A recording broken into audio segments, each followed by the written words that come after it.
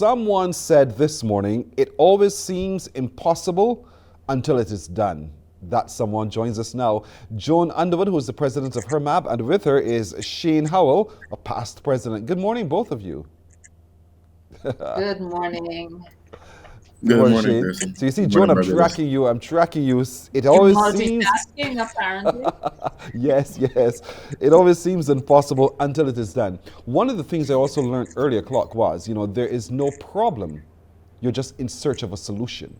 So if you refocus your mind, then you know right away you will not be stressed out in seeking that solution. So if I reorganize myself, life is a whole lot easier. But that's not what we're talking about today at all.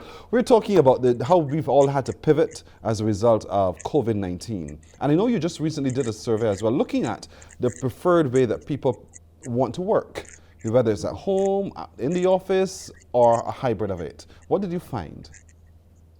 Well, what I found, and this was done by a LinkedIn survey, and the respondents were primarily persons in the Caribbean.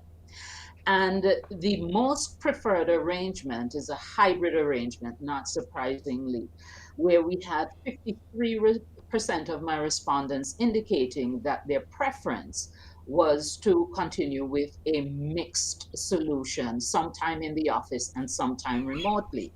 Now, this compares to 52% in a study done by McKinsey. Mm. Where we differed significantly from our international colleagues was the percentage of respondents who preferred remote work. Mm-hmm. So, in the McKinsey study, only 11% of their respondents indicated a preference for working remotely, while with us, the number was up at 41%.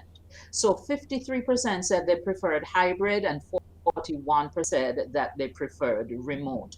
Only 5% of the respondents in my survey indicated that their preference was to return completely to working from the office. Now, with McKinsey, that figure was 37%. So, Mm-hmm. what is it about our Caribbean workers, those who are on LinkedIn, because that Yes. was where the survey was administered? Why is it that they're so reluctant to return to pre pandemic arrangements where they worked exclusively on site? And what did you find out? I'm curious to know too myself. What is it that caused them to think that they should work from home, especially when many of them complained that there were so many limitations to working from home, and then those in the office felt as if they were burdened by those who worked from home. I, during the pandemic, worked from the office all the way through.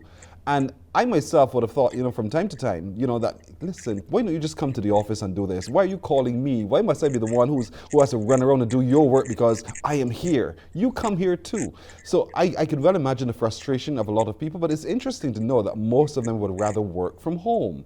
So that no doubt puts the onus on the employer to give serious consideration to how effectively the job can be done. And that's Mhm. not something that we've been accustomed to doing. No. And you see, again, it's interesting because prior to the pandemic, if you'd said to the average Caribbean employer, whether it's public or private sector, that you're going to have your people work from home, they would have thought you were nuts. They would have said it's Yes. not possible. However, we spent 2+ years figuring it out, not necessarily hitting it for six every time, but figuring out how we could make it work. So we can't just wave a wand now because we have people vaccinated, because the protocols are effective, attained it, that all of a sudden we can't do this anymore. We have to revert to business pre-pandemic. Mm-hmm. People are not going to accept that. And things have changed in people's domestic situations and other relationships, so that it may no longer be that viable an option for them to simply leave home every day. So even though, some kids may be back out to school full time, there may be elder care responsibilities and other factors that would impact persons' preferences as well as their ability to be physically in an office 9 to 5 or whatever the pre-pandemic Yeah. tradition was. The last thing you want is a frustrated worker as well who is not the most effective worker. But you know, Shane, a lot of the organizations have reverted to come back to the office. All of you come back to the office. Let's get back to doing business as we have always done. Why do you think that is? And what are some of the challenges that you see with that kind of point of view? All right. So I think we have to look at it from a few different perspectives. So one is that over time, and we always say that persons are kind of averse to change. And working remotely is one, a major change and a change that brings significant risk with it. And unlike some of the larger jurisdictions, the US, Europe, etc., we have less of a track history with it. They have had a chance to try it, fail, learn, redo, improve. In some cases, they have greater access to technology and other platforms that make it a bit easier. As John essentially spoke to, over the last 2+ years, we've really been thrust into it when we were not prepared for it. So a lot of the technologies we kind of scrambled in some cases to get on board with.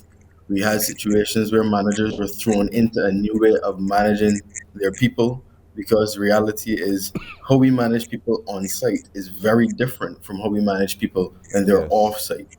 So even when it comes to setting targets and managing performance and dealing with those issues, those were not things that we were accustomed to. And we literally, in many cases, only implemented as a stopgap as opposed to a sustainable structure. So I think that's one of the advantages that some larger jurisdictions had and why we found ourselves kind of creeping and in some cases jumping back into what we were dealing with before.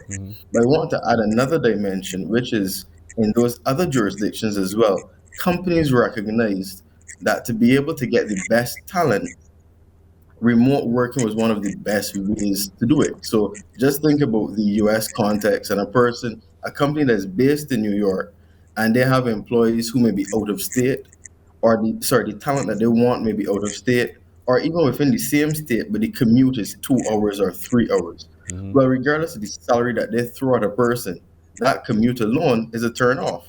And therefore, those companies recognize if I want to get the best talent, I need to find ways to engage these people, to have them on my payroll, to have them working with me, but they don't have to be on site.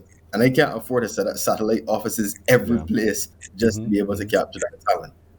We in Barbados now have to acknowledge that the competition for talent, while it might take me 20, 30 minutes to get to any workplace in Barbados, more or less, really rough traffic, we have to acknowledge that we're still competing for talent because persons can work for overseas organizations and be based here. I think enough of us have seen friends of ours migrating to Canada and the US and other jurisdictions. So we're now competing with organizations overseas for the talent that we need.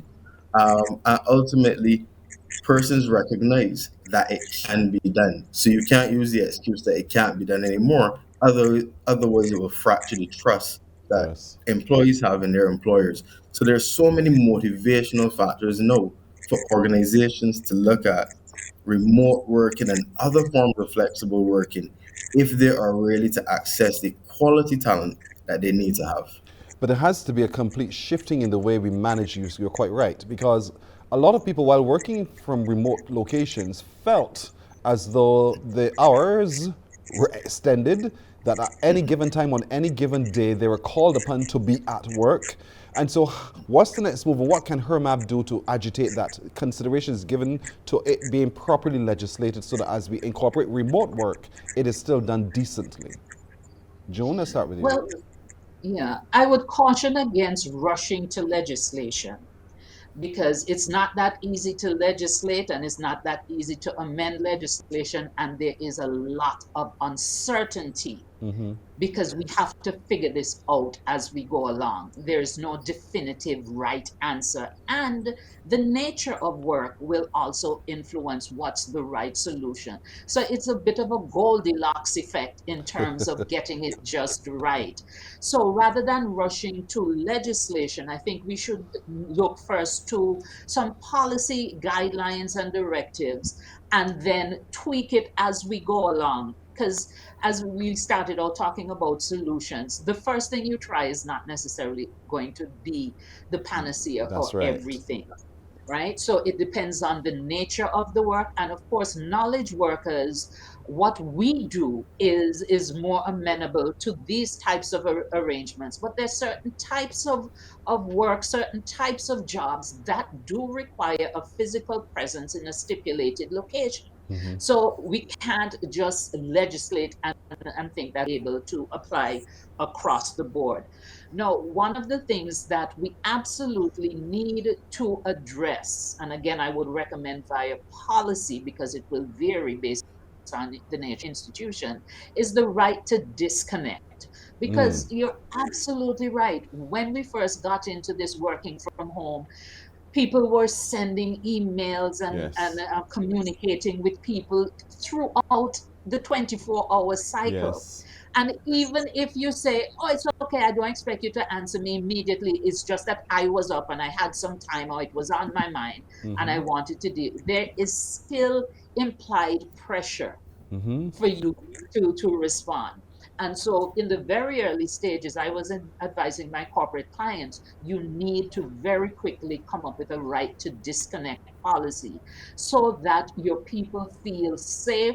If, and also use the technology to your benefit. Just because you compose an email at 10 o'clock at night doesn't mean you have to send it at 10 o'clock at night. Yes. Because if somebody hears that notification bell go off, they may say, oh, I feel compelled to just look at it. And so it raises, stress and anxiety levels. So these are some of the things. But again, I caution against rushing too quickly to legislate without working out the kinks and doing so in a collaborative manner, because you have to take into consideration the interests of the employer, the interests of the employees, but you also have to look at the clients or customers that you serve. What Yes. do they need from you? So right. So Shane, how can working from home be done more effectively? Because you want to. Clearly, the majority of people are saying, "I would like to be able to work remotely from home," but how can we do it more effectively? So to a large extent, people are creatures of habit, so to speak. We like a measure of predictability. And what John was speaking of, and I know that you introduced it by talking about legislation. Legislation and policy essentially creates or manages expectation. Yes. So I think one of the first steps is for organizations to be very comprehensive in the policies that they set out, including things like access, as John was just speaking about extensively, uh, because the reality is an employer needs to be able to engage you, the employee, and vice versa. So, what are the parameters around that? What are the working hours around that? So that we have an understanding. I have access to you, and you have access to me in this way during these times, including the sending of emails and responses, etc. So, policy is one of the main ones I would say. In addition to that, things like work from home audits. What do I mean by work from home audit? Well, essentially, everybody was again thrust to working from home, whether or not they had the infrastructure, let's say, to do Yes. so and do so well. And let me just put this on the table. For example, if you're working in the customer service space or any space really, but that's a customer service, and an individual calls you, they expect to engage you as a representative of the business in a way that feels very similar to when they are in the organization. If, however, your home situation does not allow for it, that is noise, persons in the background, persons not necessarily as cognizant of the fact that you're on the phone, that can actually shape the impression that that client gets of the organization because you're still a representative of the company. And therefore, work from home audits look at things like technology, your bandwidth, even seating the space that you're operating within, the lighting, because the company still owes you or has a responsibility to protect you, even in your own environment. Things like security, information security. So, person, your information, you sent it into a company, they have your ID information, your address, your banking information, and a person is working on it from home, but they got family members and maybe other persons passing through the home that may have access to your information now. How is that protected? You as a client need to know that that is protected. So work from home audit essentially allows a company to satisfy itself that while you may want to, while they may be willing to can they be satisfied that you're in a position to do so and do so well? And then beyond that, as I said, managing expectations, how is success managed? So, Yes. what is satisfactory performance? How do I know that I've hit my targets? And one of the big things culturally that we have, and this one I think is significant, especially when we talk about diversity, there is a culture of FaceTime. And by that, I don't mean the application FaceTime. We have a situation where some persons believe that working long hours so that the boss sees them Mm-hmm. it's kind of how you advance your career. Or, Shane works very long hours. Shane is dedicated. Therefore, when promotion time comes around, Shane is at the top of the ladder. Now, with remote working, that becomes a little bit harder to manage. What it means, though, is that a person working remotely may feel disadvantaged because the business can't see them working in the same way as their colleague that is in the office, and that person may therefore feel disadvantaged Mm-hmm. if there's a culture of FaceTime, if there's a culture of the people who are seen are the ones who reward.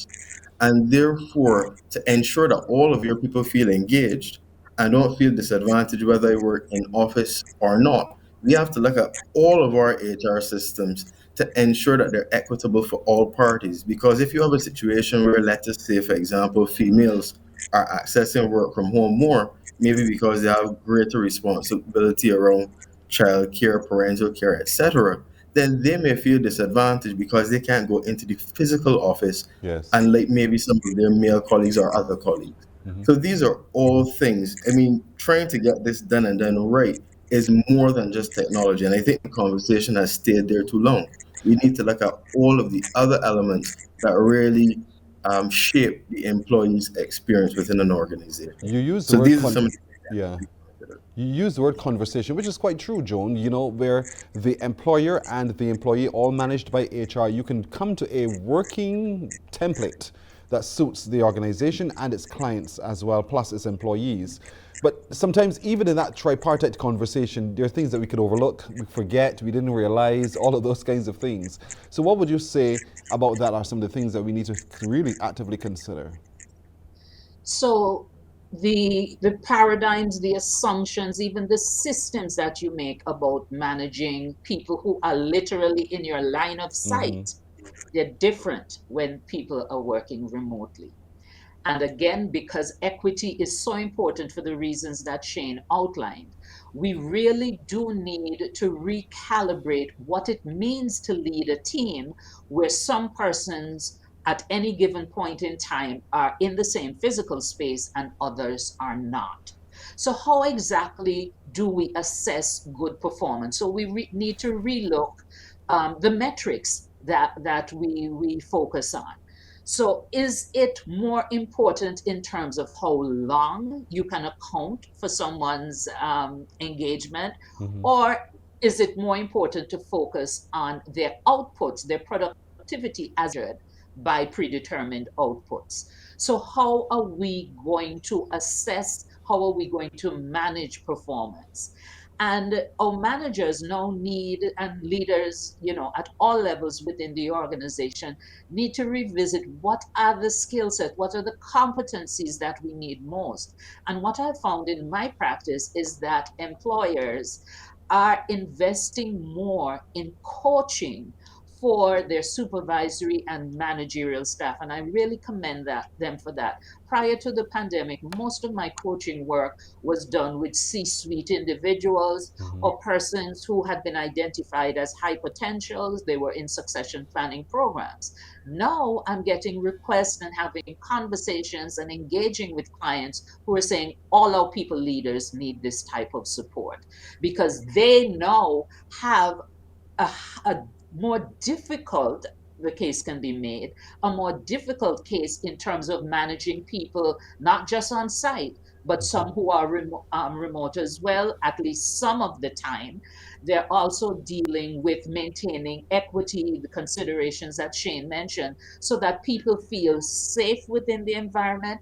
They don't feel that they're disadvantaged because of having different work arrangements in terms of being on site or being remote. The other thing is that leaders have to really become scheduling coordinators and juggernauts. Because when you go with a hybrid mix, it depends. Some people have to interact with others. So how do you coordinate that so that when I'm working from the office, the people with whom I need to engage, they're there as well. Otherwise, I'm going to end up in the office, but still on Zoom or Microsoft Teams, because the Yes. rest of the people with whom I need to interface, Mhm. they're not here. We haven't synced us. So those are some of the things that we really have to pay keen attention to and be willing to learn by doing. Because don't just throw the whole thing out because, we had some stumbles in the last quarter, didn't quite pan out. Tweak it, learn by doing and adapt and adjust as you go along. And I come right back to it always seems impossible until it is done. You see how you just tied right in to everything we talked about today, indeed. Thank you as always, Joan Underwood, President of HERMAB, Shane Howell, former President as well. I love this conversation. You know that. So I can't wait until next week, Wednesday, if it be God's will, that we can have another talk on HR. But I also hope that as employers, HR practitioners and employees listen to what we talk about as well, that conversation within the workplace to move towards putting in place the policies to effectively do the hybrid or the remote work is done quickly so that everyone benefits from the experience. Thank you so much, both of you. Thank you. Thank you as well. You're welcome. You're welcome.